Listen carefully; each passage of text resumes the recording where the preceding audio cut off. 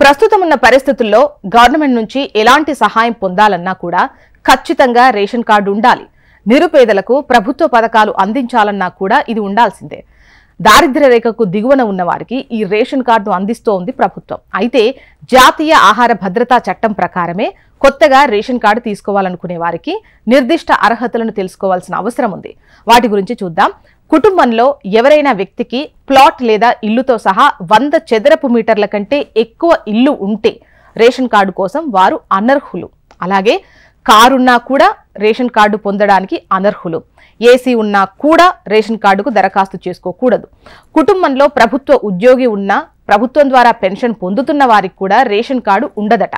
కుటుంబ వార్షిక ఆదాయం గ్రామాల్లో అయితే 2 లక్షలు, ఇటు నగరాల్లో అయితే 3 లక్షల రూపాయల లోపు ఉంటే మాత్రమే వారు రేషన్ కార్డుకు అర్హులు. అలాగే ప్రతి సంవత్సరం కూడా ఆదాయ పన్ను చెల్లించేవారు రేషన్ కార్డుకు అనర్హులు.